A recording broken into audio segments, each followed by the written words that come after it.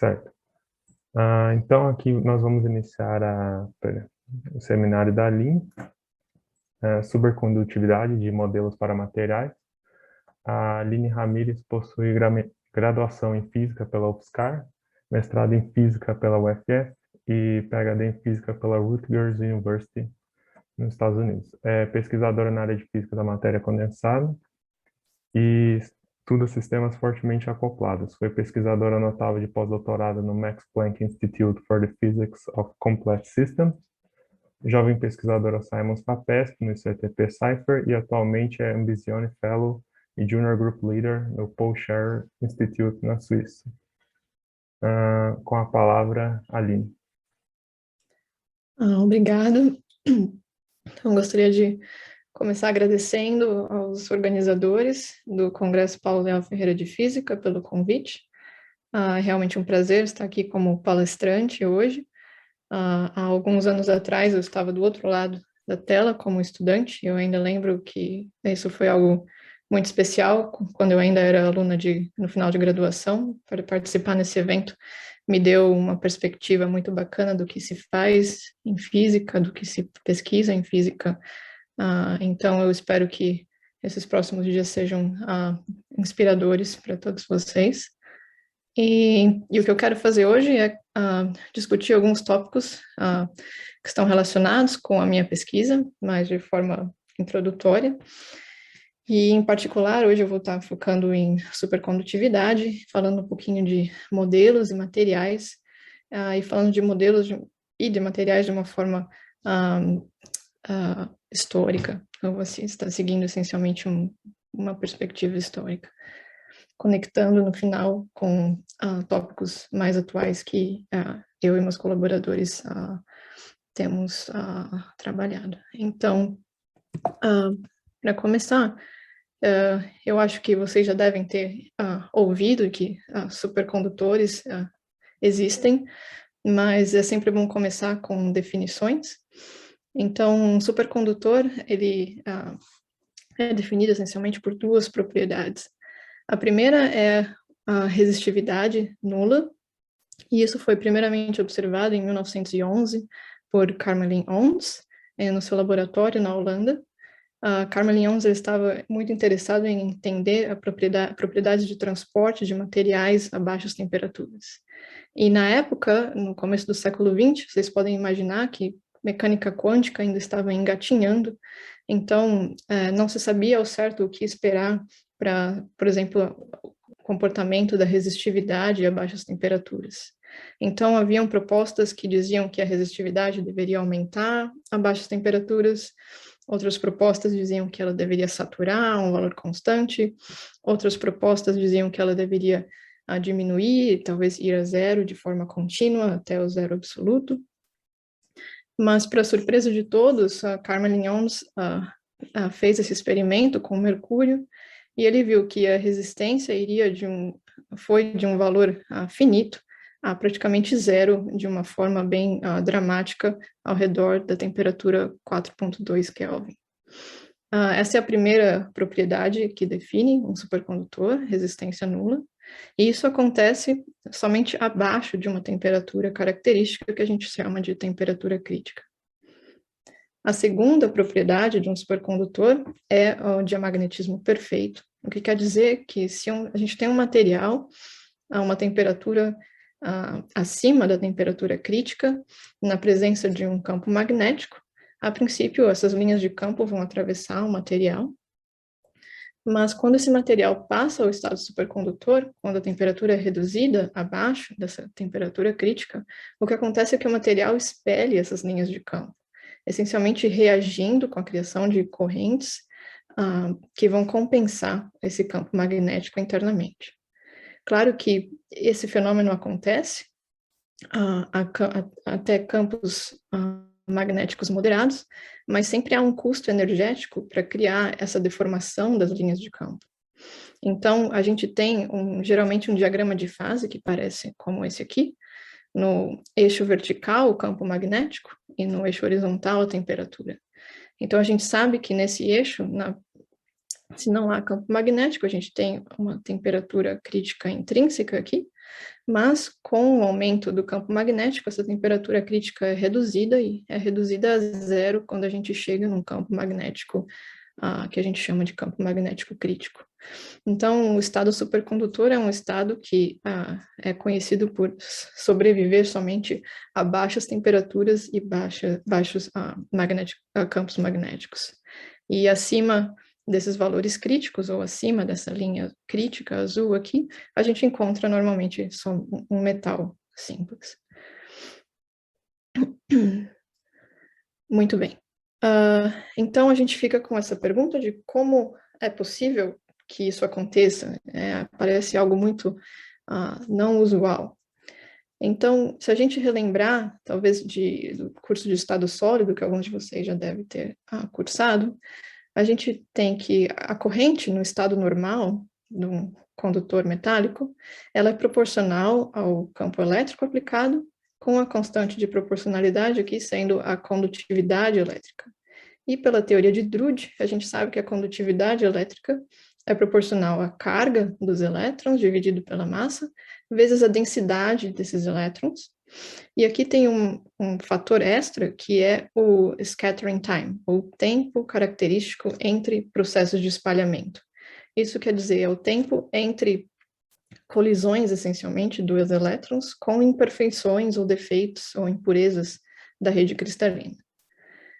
Então, isso pode ser muito bem entendido e caracterizado, mas no estado supercondutor, a gente tem que a resistividade vai a zero. O que quer dizer que a condutividade, que é o inverso da resistividade, vai essencialmente a infinito, o que quer dizer que esse tempo de espalhamento vai a infinito. É como se o elétron nunca enxergasse esses defeitos e impurezas da rede, quando o material vai para o estado supercondutor.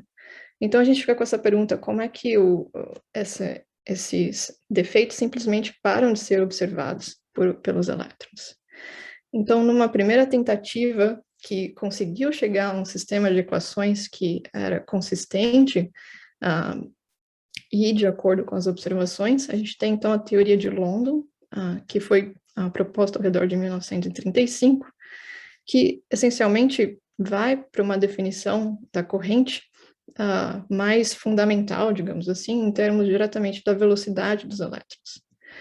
Então, a corrente aqui então é proporcional à carga e à densidade de elétrons. Agora a gente está interessado na corrente no estado supercondutor. E, simplesmente pela lei de Newton, força é igual a massa vezes aceleração, a força aqui é a força elétrica. A gente, então, tem que a aceleração, ou a mudança de velocidade com o tempo, é proporcional a esse campo elétrico. Essas duas equações juntas nos dá o que é conhecido hoje como a primeira equação de London, que diz que a corrente evolui no tempo de forma proporcional, que é proporcional ao campo elétrico. Isso, a princípio, parece um pouco estranho, porque quer dizer que a corrente aumentaria arbitrariamente com o passar do tempo.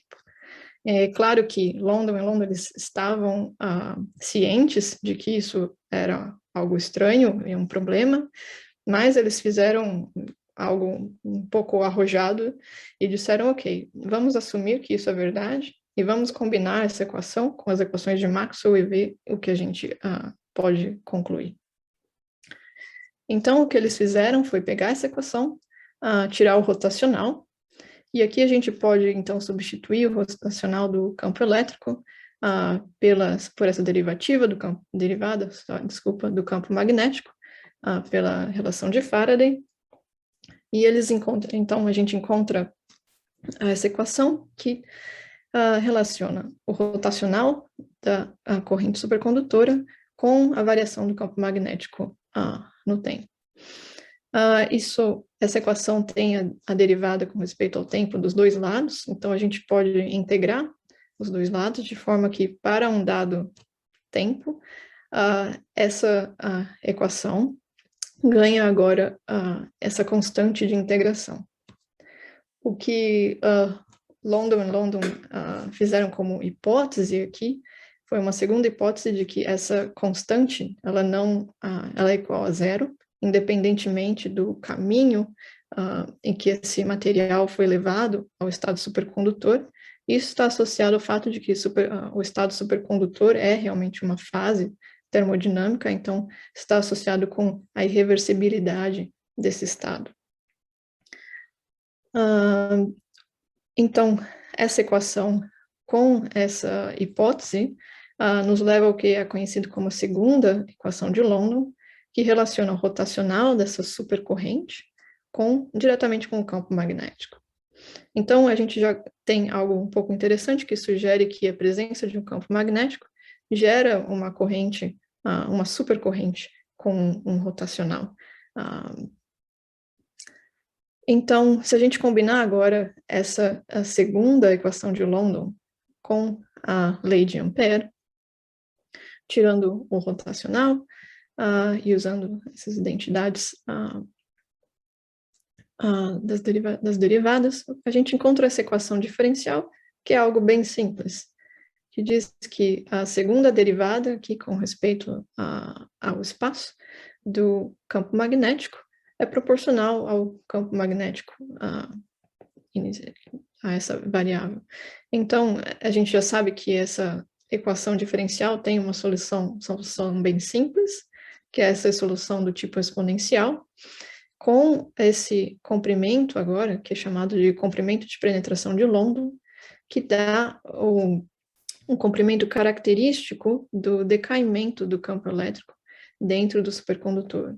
Então, se a gente resolver essa equação diferencial, por exemplo, para esse sistema aqui, que a gente pode pensar como um vácuo do lado esquerdo e um supercondutor do lado direito, que continuam infinitamente nas duas direções, aqui na direção Y e fora do plano da tela, a gente vê que uma solução é a solução com um campo magnético homogêneo do lado de fora e esse decaimento exponencial dentro do supercondutor.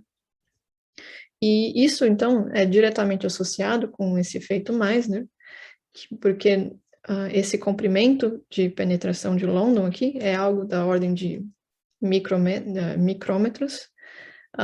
Então, se a gente tem uma amostra supercondutora que tem milímetros ou centímetros de comprimento, dentro da amostra a gente pode considerar que essencialmente o campo magnético é igual a zero.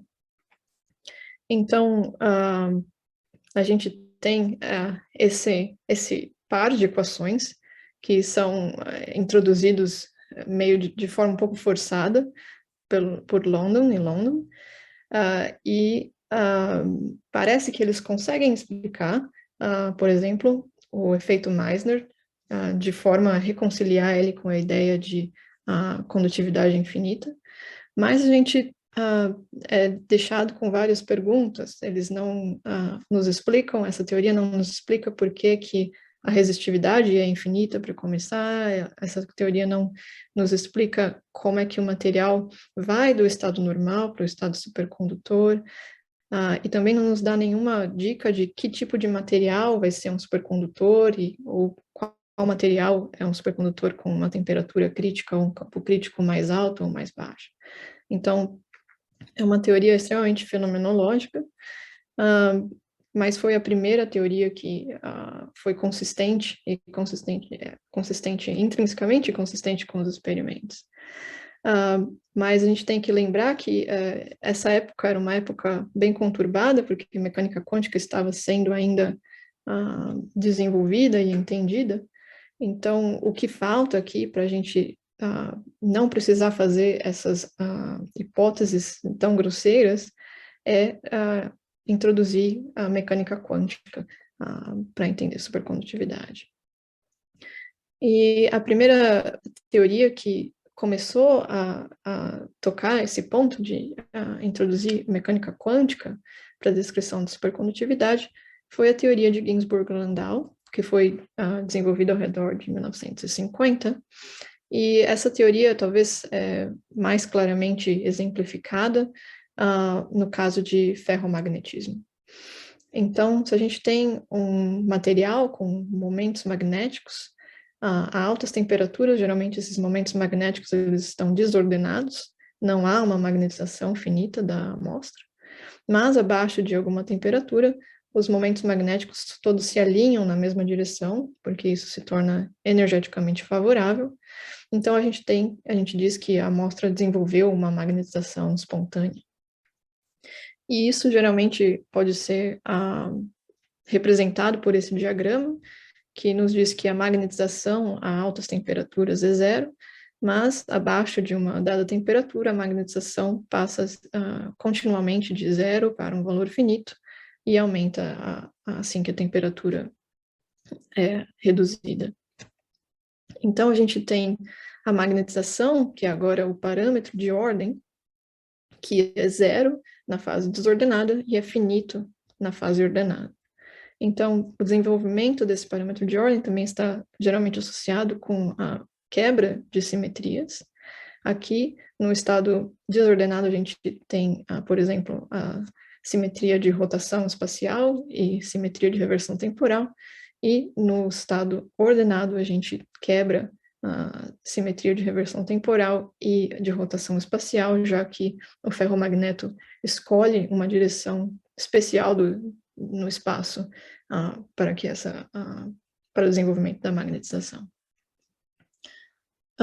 Isso pode ser entendido de uma forma bem mínima, escrevendo uma energia livre como uma expansão nesse parâmetro de ordem, que aqui é a magnetização. Então, uma expansão em potências, e de forma que essa energia livre tenha todas as simetrias da fase desordenada, que aqui é a simetria de inversão temporal e de rotação espacial. Então, a gente pode escrever essa energia livre em termos desse produto interno dos vetor, que caracteriza a magnetização, e em termos de coeficientes aqui, alfa e beta, que a princípio podem ser derivados de uma teoria microscópica. Então, essa energia livre, ela pode ser representada graficamente. Aqui a gente vê que no caso em que o parâmetro alfa é maior que zero positivo, essa energia livre é essencialmente uma parábola com o mínimo para magnetização igual a zero, o que quer dizer que a gente está no estado desordenado, mas assim que o parâmetro alfa se torna negativo, então o mínimo dessa energia livre passa a acontecer para um valor finito da magnetização, então a gente diz que a gente está no estado ordenado. Então, o modo mínimo de implementar esses fatos é dar essa dependência da temperatura para o parâmetro alfa como T menos Tc, de forma que acima da temperatura crítica, esse parâmetro é positivo e abaixo da temperatura crítica, ele é negativo. Então, essa ideia pode ser apresentada também para o estado supercondutor, mas aqui a pergunta, desde o começo, foi o que é o parâmetro de ordem, nesse caso. Se a gente não entende qual é a natureza desse estado, como é que a gente pode começar a falar de um parâmetro de ordem? E o que Landau e Ginzburg fizeram foi fazer também uma hipótese que foi associar um número complexo ao parâmetro de ordem, sem mais explicações, mas motivado por desenvolvimentos que eram relacionados com supercondutividade na área de superfluidez, que estavam associados com a condensação de Bose-Einstein, que estava associado com a ideia de ocupamento macroscópico de uma dada função de onda. Então, no estado de Bose-Einstein, a gente tem que as partículas são bosas, então elas podem todas ocupar o mesmo estado quântico, permitindo essa ocupação macroscópica, mas no caso de supercondutividade não estava claro o que acontece, já que a gente está falando de elétrons que são férmions. Mas com essa hipótese, a mesma estrutura, uma estrutura muito similar, pode ser construída. A gente tem um parâmetro de ordem que adquire um valor finito abaixo dessa temperatura crítica e um valor zero acima. A gente pode novamente escrever uma energia livre como uma expansão em potências desse parâmetro de ordem, e a princípio, a gente pode determinar esses parâmetros por uma teoria microscópica. E aqui, o parâmetro de ordem, então, poderia ser associado como ao número de elétrons no estado supercondutor. Muito bem. O que Ginzburg e Landau fizeram, eles foram um pouco além, né, desse resultado, e eles introduziram também a possibilidade do parâmetro de ordem ser inhomogêneo. E aqui, com essas derivadas com respeito ao espaço, ela também permite a introdução do acoplamento com campos eletromagnéticos, já que a gente pode introduzir acoplamento com o campo magnético através desse acoplamento mínimo. E se a gente fizer um exercício que é relativamente simples, de minimizar essa energia livre com respeito não só ao parâmetro de ordem, mas também com respeito ao potencial vetor dentro do estado supercondutor, a gente encontra nada mais do que a equação de London, que foi algo que a princípio foi derivado de modo mais baseado em mecânica clássica e eletromagnetismo clássico, com algumas hipóteses que pareciam um pouco grosseiras. Então, por essa perspectiva, a gente pode novamente entender o efeito Meissner da mesma forma que a gente acabou de discutir no contexto da teoria de London, e também a gente pode entender outros, muitos outros aspectos do estado supercondutor, como propriedades termodinâmicas, considerando o calor específico, suscetibilidade magnética no estado supercondutor e na transição para o estado supercondutor, e também a gente pode discutir o mecanismo Anderson-Higgs, que está associado com flutuações da fase desse parâmetro de ordem supercondutor, lembrando que esse é um número complexo, mas aqui, a princípio, a gente tem só a magnitude desse parâmetro de ordem contribuindo para a energia livre. Então, nesse sentido, a primeira teoria que realmente foi uma teoria microscópica foi a teoria BCS, que apareceu ao redor de 1956 para 57, e o que essa teoria propôs foi o acoplamento ou a interação entre elétrons e fônons. Então, fônons são excitações elementares da rede cristalina, elas podem até ser pensados como partículas numa linguagem de segunda quantização. Então, se a gente pensar no espalhamento aqui de um elétron com um dado momento e spin, trocando momento com um fônon aqui em azul, e esse fônon propagando-se até encontrar um outro elétron que vem aqui com momento K', espalhando-se para outro momento K' mais Q, trocando o momento com o fônon, a gente pode derivar que se a gente eliminar os fônons do problema, de forma a definir uma interação efetiva diretamente entre os elétrons, a gente encontra que tem uma renormalização para a interação elétron-elétron, que pode adquirir um valor positivo, o que quer dizer vai ser então uma interação atrativa entre os elétrons, numa janela de energia ao redor da superfície de Fermi, definida aqui pela frequência de Debye, que é a frequência característica dos fônons em uma dada rede cristalina. O que é bacana ressaltar aqui é que essa ideia de interação atrativa entre elétrons traz a ideia da formação de um par de férmions, um par bound state, e se a gente combinar, então, dois férmions, a gente encontra um bóson. Então, esse bóson estaria sujeito à possibilidade de condensação e à ocupação macroscópica de um estado quântico, assim como foi discutido anteriormente para o condensado de Bose-Einstein. Então, isso conecta essencialmente com a hipótese de Ginzburg e Landau de assumir que o parâmetro de ordem era um número complexo em analogia com uma função de onda quântica.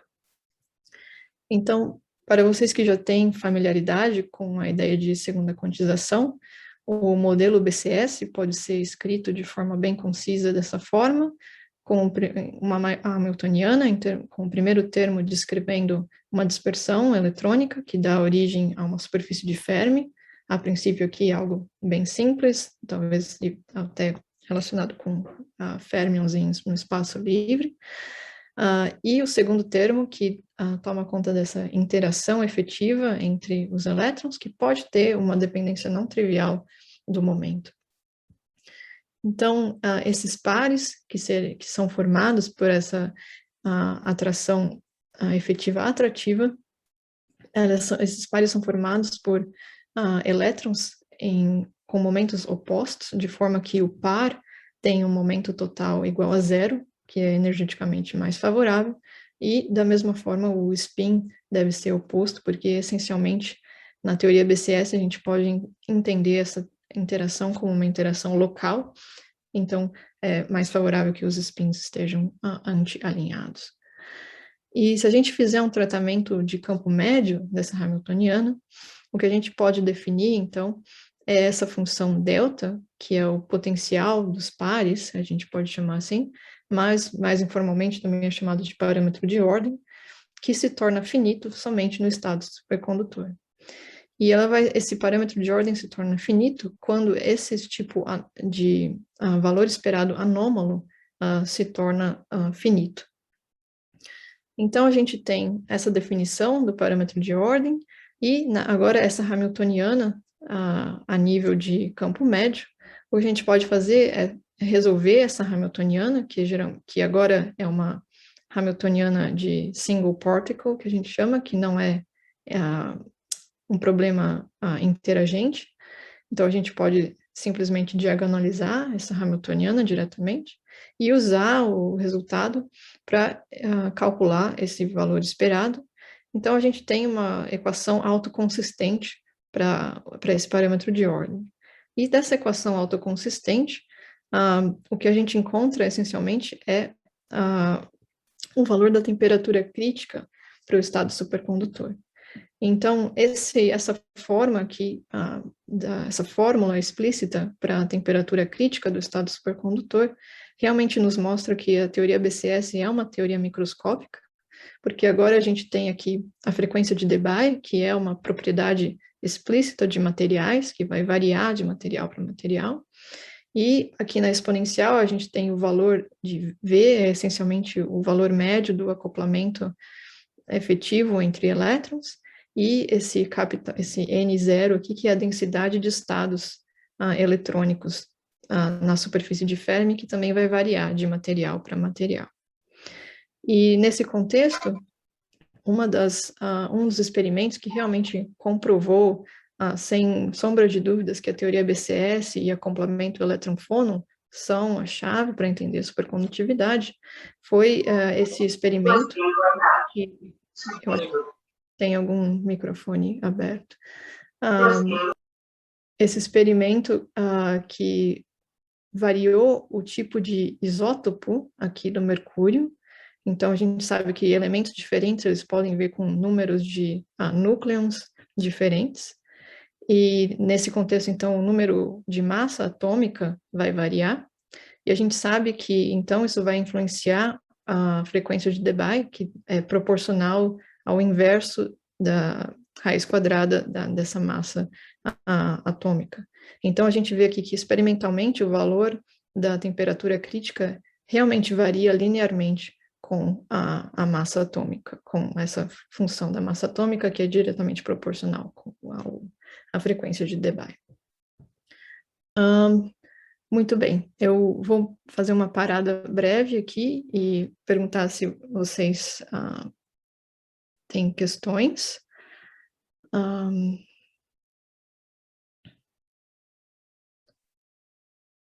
Se alguém quiser levantar a mão nesse momento, é um bom momento. Caso contrário, eu vou continuar e discutir aspectos de materiais. Ok, há Tem duas duas mãos. pessoas. Começar pelo Rafael. Oi, vocês me ouvem? Sim. Eu não sei se ficou muito claro para mim se tem uma relação mais próxima entre o modelo de Ginzburg-Landau e o modelo BCS. Se você consegue chegar nos resultados de Ginzburg-Landau por algum limite da teoria BCS, ou se as duas teorias não estão relacionadas uma com a outra. Isso é algo que eu falo, que eu particularmente acho um pouco maravilhoso sobre o desenvolvimento dessas teorias, é que a teoria de London foi proposta primeiramente, depois a de Ginzburg-Landau, depois a BCS, mas da teoria BCS você pode essencialmente derivar a teoria de Ginzburg-Landau, e da teoria de Ginzburg-Landau você realmente recobra os resultados da teoria de London. Então elas estão todas ligadas. O que varia é o degrau, que tipo de hipóteses foram feitas na teoria, mas elas são de alguma forma todas consistentes quando você vai de cima para baixo ou de baixo para cima nessa escala de teorias de fenomenológica para microscópica. Então, é possível. Você demoraria muitas aulas para mostrar isso, então eu acho que no momento que eu posso dizer é que sim, elas estão relacionadas e formalmente você pode derivar uma a partir da outra. Entendi. Obrigado. Marina? Oi, Aline, tudo bem? Então, a minha pergunta é, voltando lá naquele slide de Ginzburg-Landau, eu lembro que você tinha falado que uma das propostas que eles fizeram foi mudar o parâmetro de ordem de um número real para um número complexo. Você podia elaborar, tipo, como isso mudou as coisas? Porque aqui, tipo, só as imagens e tal, parece que é a mesma coisa, já que você só fez depender da parte real. Sim, essa é uma ótima pergunta e traz algo que eu realmente não discuti. Então, obrigado por perguntar. Então, sim, então o parâmetro de ordem é tomado aqui como um número complexo, mas se a gente quer, por exemplo, que o sistema seja invariante sobre, digamos, a reversão temporal, que está associado essencialmente a tirar o complexo conjugado, a gente vai querer que essa energia livre seja real. Então, a única forma de fazer uma quantidade real de um número complexo é tirar o seu valor absoluto. Então, de certa forma, parece que a fase desse número complexo é algo irrelevante, a priori. Mas, na verdade, isso quer dizer que essa energia livre, na verdade, ela não é simplesmente esse potencial aqui, mas tem também a parte imaginária. Então, a gente pode ter essa ideia desse Mexican hat, desse chapéu mexicano. Então, tem a fase, para a energia vai ser a mesma, não importa qual é a fase desse número complexo. Então, no plano complexo, real e imaginário, a gente tem não só um ponto que minimiza essa energia livre, mas uma linha, um círculo, para o qual a energia livre é a mesma. Então, isso está associado com uma simetria que a gente pode ver, talvez, aqui pela teoria BCS, que é essencialmente uma simetria de gauge, que a gente pode mudar aqui esses operadores em segunda quantização e introduzir uma fase, por exemplo, e to the I phi, que não mudaria nada no Hamiltoniano, mas o parâmetro de ordem aqui ganharia uma fase não trivial. Mas o parâmetro de ordem aqui, diferentemente do caso do ferromagneto, não é um observável direto, então é uma quantidade que não é invariante por gauge. E o fato de a gente poder fazer essa mudança de gauge e ganhar ou perder uma fase, ou uma fase complexa aqui nesse parâmetro de ordem, está associado com essa ideia de Anderson-Higgs mechanism, o mecanismo de Anderson-Higgs, porque a gente tem que lembrar que quando a gente faz uma transformação de gauge, se a gente tem partículas carregadas, a gente tem que fazer a transformação aqui no potencial vetor e no potencial escalar de forma consistente.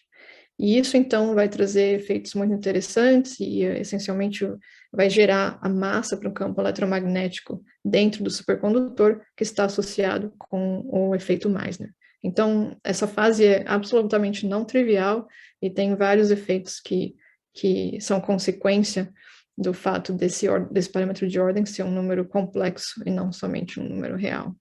Então, acho que, de forma sucinta, é isso que eu posso dizer, e eu espero que isso instigue vocês a estudarem um pouco mais sobre isso. Obrigada.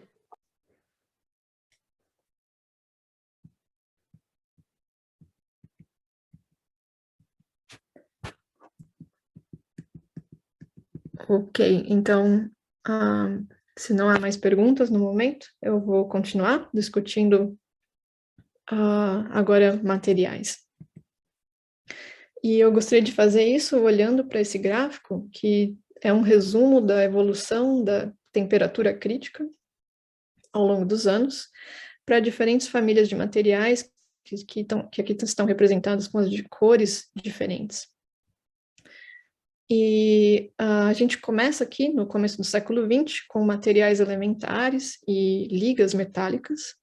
Aqui o primeiro elemento foi mercúrio, mas se a gente olhar para a tabela periódica, a gente vê que, na verdade, a maioria dos elementos é supercondutor a baixas temperaturas, alguns a pressão ambiente, alguns somente sob pressão, mas todos esses materiais elementais ou ligas, eles são entendidos como supercondutores convencionais, muito bem descritos pela teoria BCS, de forma que o pareamento, o desenvolvimento do estado supercondutor depende desse acoplamento dos elétrons com os fônons.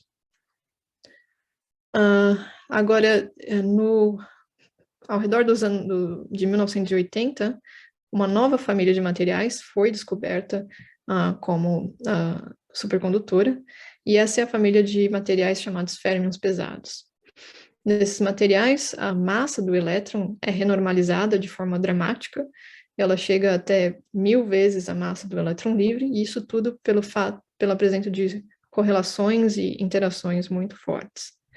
E tudo isso vem da composição desses materiais, que geralmente levam a elementos que estão aqui nessas duas últimas linhas da tabela periódica, com lantanídeos ou actinídeos. Então, esses átomos, eles têm orbitais do tipo F, que são os orbitais mais localizados que se conhecem, que geralmente dão origem a momentos localizados dentro dos materiais. Então, foi realmente uma surpresa encontrar supercondutividade nesses materiais, que geralmente são conhecidos pelas suas propriedades magnéticas. Então, no começo a gente discutiu como, em geral, o campo magnético é algo destrutivo para o estado supercondutor, mas aqui supercondutividade aparece na borda de um estado antiferromagnético. E isso, na verdade, sugere que, teoricamente, as flutuações dessa ordem antiferromagnética pode estar promovendo supercondutividade, em analogia como o fônons, como flutuações das vibrações da rede, podem estar promovendo ou promovem supercondutividade para os supercondutores convencionais. Um pouco mais para frente, no meio dos anos 80, uma nova família de materiais foi descoberta, talvez a família mais famosa até hoje, que é a dos cupratos. E esses materiais, eles ganham muita complexidade, não somente na sua composição química, mas também na sua estrutura cristalina. Mas o tema comum entre todos esses materiais é a presença desses planos de cobre e oxigênio, que se acredita que é a chave para o desenvolvimento de supercondutividade nesses materiais. E esses materiais, por muito tempo, foram os materiais que tiveram a temperatura crítica, as temperaturas críticas mais altas que se conhecem. No meio dos anos 90, uma família novamente inusitada de materiais foi descoberta como supercondutora, que é baseada em fullerenos, que são sólidos, formando sólidos moleculares, a partir dessas supermoléculas de carbono. Então, isso é algo muito interessante, como poderia-se dizer que até materiais orgânicos são, então, supercondutores, mas infelizmente esses materiais, eles são muito sensíveis, eles se degradam muito facilmente, mas ainda hoje há debates sobre a natureza da supercondutividade desses materiais, se ela é convencional ou não convencional. No século XXI, a gente continua descobrindo famílias novas de materiais que são supercondutores, e aqui a família de supercondutores baseados em ferro, que, como os cupratos, ganham em complexidade na sua composição química, com um número maior e maior de elementos na sua composição, e também com redes cristalinas mais complexas, com simetrias muito específicas. E, nesse contexto, eu acredito que esses materiais quebraram um outro paradigma, porque agora as superfícies de Fermi desses materiais são realmente não triviais. Elas não são somente uma superfície de Fermi relativamente isotrópica, mas elas são múltiplas, há várias superfícies de Fermi desconectadas, e elas são formadas por graus de liberdade que aparecem essencialmente como uma textura nessas superfícies de Fermi. Aqui, por exemplo, a gente tem um exemplo de orbitais do tipo D, que aparecem em diferentes direções nessas superfícies de Fermi, e isso tudo vai afetar como o pareamento dos elétrons pode acontecer nesses materiais. Também no século XXI, a gente descobriu que carbono é um supercondutor em diferentes formas. Se a gente pegar diamante e dopar diamante, a gente pode encontrar um supercondutor. Nanotubos de carbono podem ser supercondutores. E, mais recentemente, algo que é um tópico bem quente de pesquisa, é esse Twisted Bilayer Graphene, que são duas folhas de grafeno, uma em cima da outra, rodadas por um ângulo pequeno, formando esse padrão de interferência, como se fosse uma super rede cristalina. E esse material, a baixíssimas temperaturas, abaixo de 2 Kelvin, apresenta supercondutividade. E um diagrama de fase que é muitas vezes relacionado com o diagrama de fase dos materiais do tipo cuprato. Aqui eu não sei se alguns de vocês perceberam, mas tem materiais ou supercondutores convencionais também nesse canto do diagrama. E são os materiais que hoje a gente conhece como os materiais com as temperaturas críticas mais altas. Então, esses materiais são baseados em hidrogênio, o que quer dizer que a massa da rede é muito mais leve, então a frequência de Debye é muito maior, o que realmente dá um aumento da temperatura crítica. Mas esses materiais, eles são supercondutores somente a pressões extremamente altas, pressões da ordem de 10 mil pressões atmosféricas. Então, isso eu acho muito interessante, que é, como a gente diria, a proof of principle, uma prova de que a supercondutividade pode existir a temperaturas bem altas, quase a temperatura ambiente, mas, infelizmente, ainda é necessário ter um outro parâmetro que dificulta aplicações, que é essa pressão absurdamente alta. Mas eu acho que, fundamentalmente, esse é muito bacana ter quebrado essa barreira de, essencialmente, ter supercondutividade à temperatura ambiente. Então, a gente viu aqui que tem várias famílias de materiais com propriedades bastante distintas,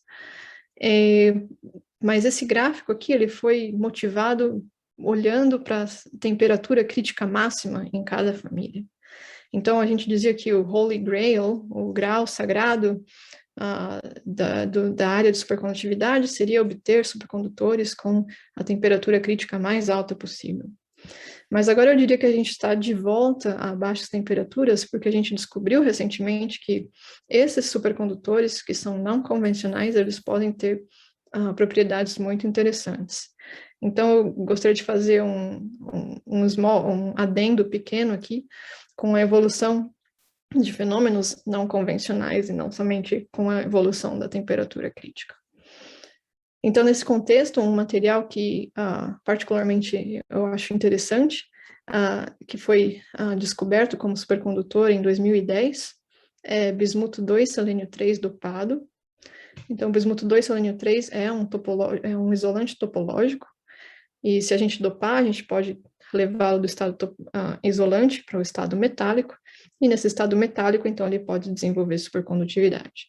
E como a estrutura eletrônica agora tem um aspecto topológico não trivial, o estado supercondutor ele pode herdar essas propriedades topológicas, e então há várias propriedades interessantes que esse supercondutor pode desenvolver.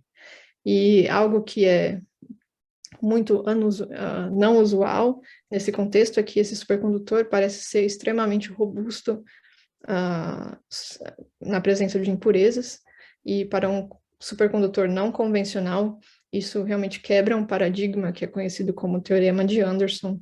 Então, isso tem sido um tópico de pesquisa bem quente recentemente.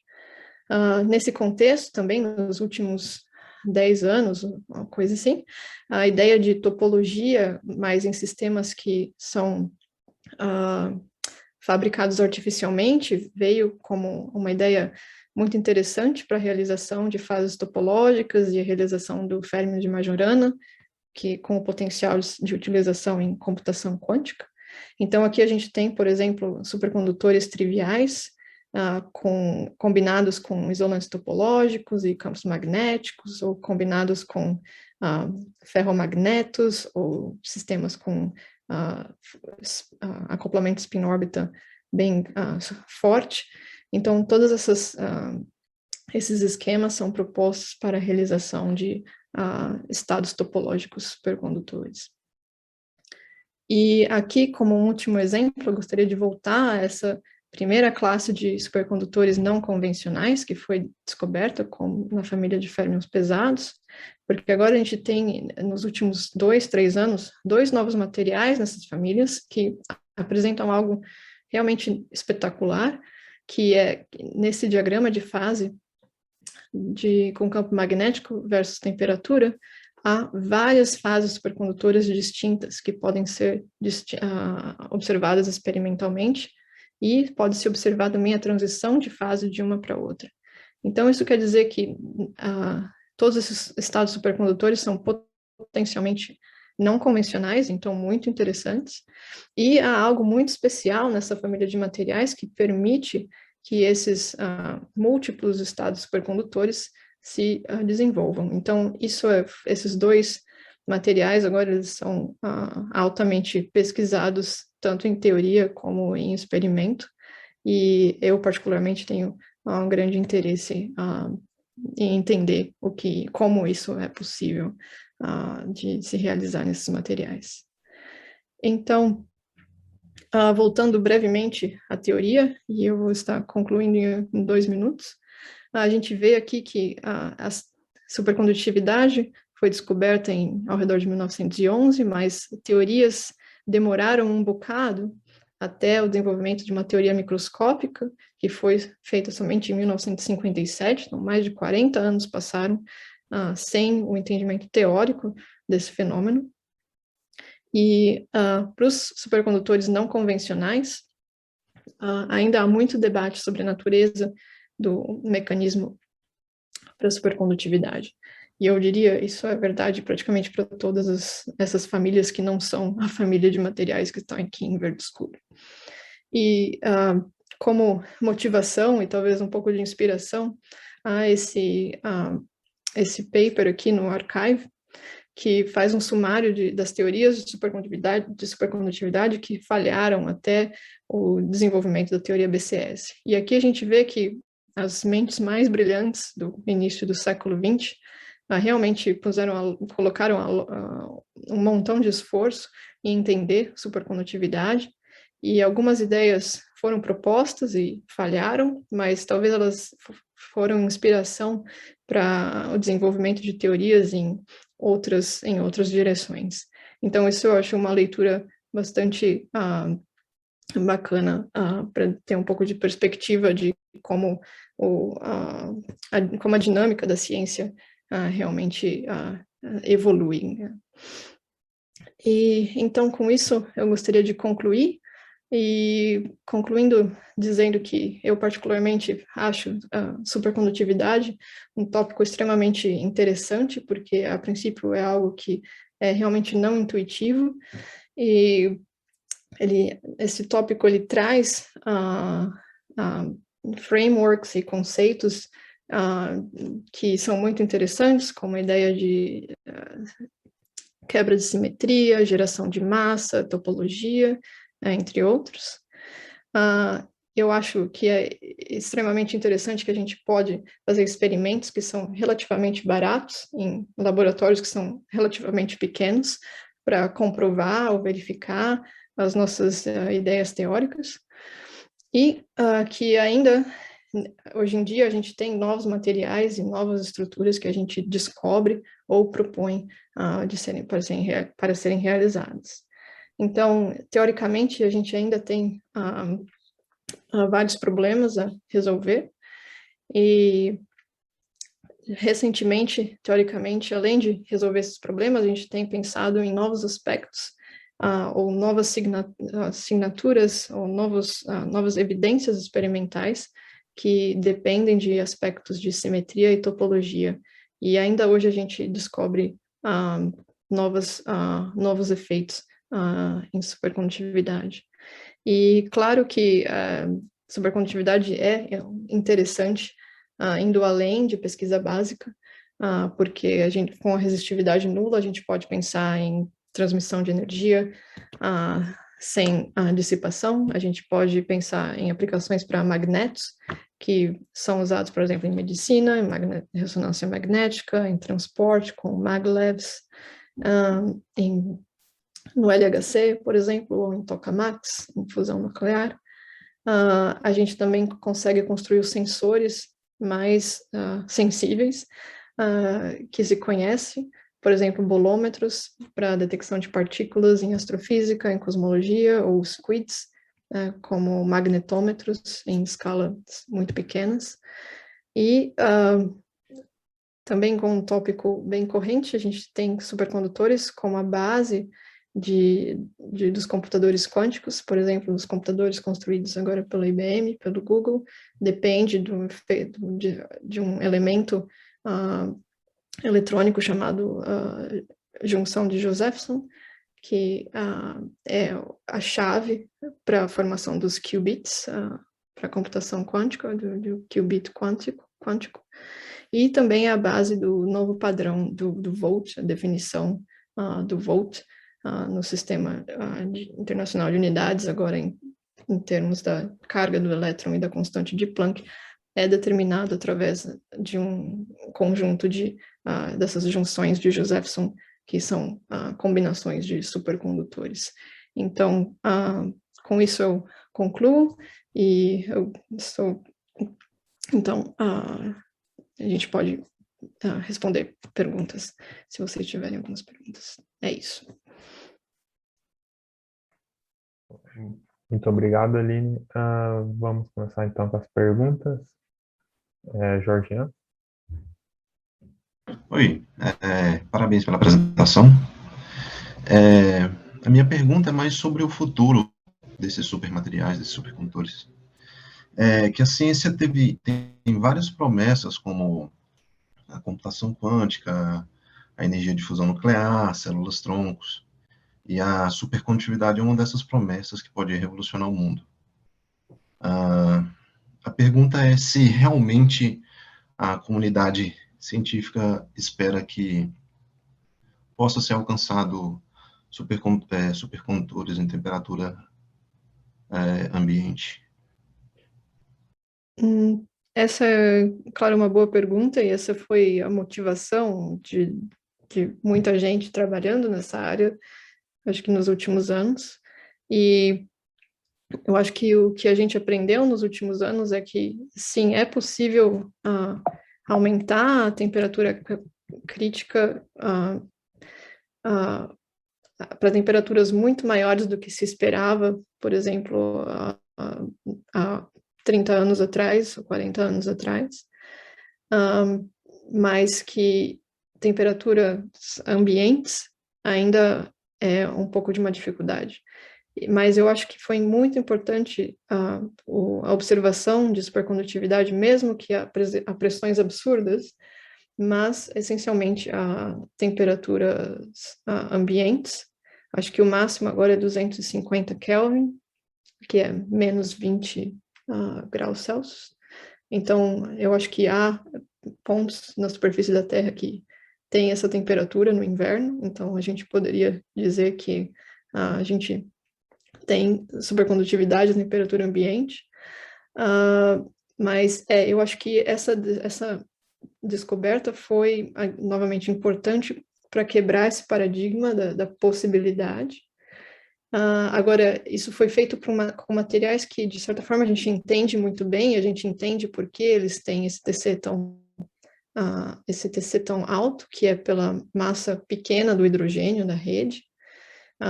Então, a questão é, esse entendimento não é diretamente transferível a essas outras famílias de materiais, mas eu acho que ela foi importante como quebra de paradigma. Então, eu ainda tenho esperança que isso nos indica que isso pode acontecer também em outras famílias de materiais. Eu acho que é isso que eu tenho a dizer.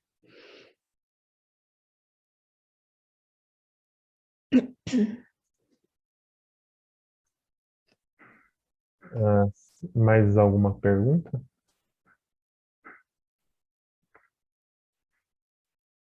Então, eu tenho uma pergunta só. Qual que é o... Certo, eu entendi que o BCS é uma classe de modelo, certo? A princípio, é um modelo baseado no acoplamento eletrofônico, mas ele pode ser generalizado de forma não muito complicada, gerando, sim, então, uma classe de modelos que teriam, por exemplo, diferentes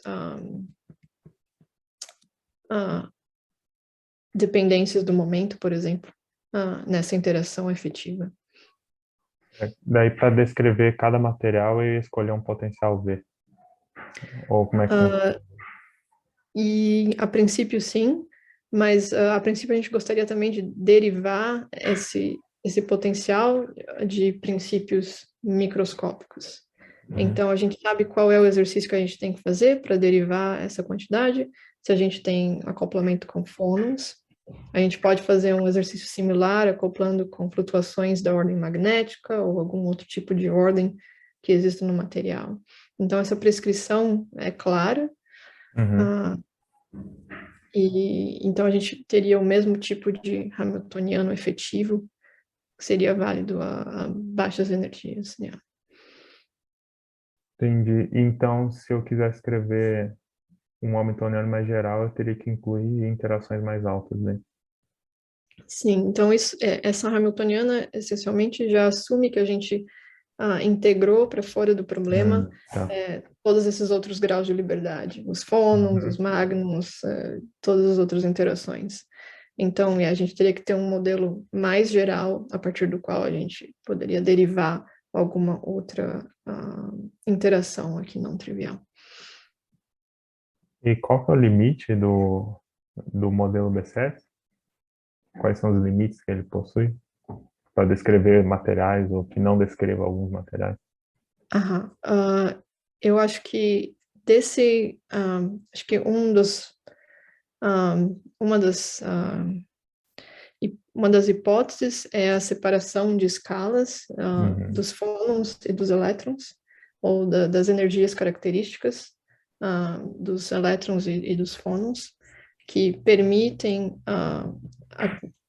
o desenvolvimento de uma interação atrativa efetiva. E isso é importante porque tem um efeito de retardação dos fônons com respeito aos elétrons. De certa forma, os elétrons são muito mais rápidos que os fônons.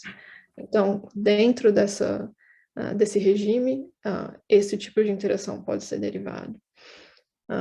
Se a gente está num regime em que os fônons reagem muito rapidamente à interação com os elétrons, então esse tipo de tratamento que leva a essa renormalização das interações não seria válido, por exemplo. Eu acho que esse é o principal limite do BCS. Entendi. Obrigado. Alguém tem mais alguma pergunta?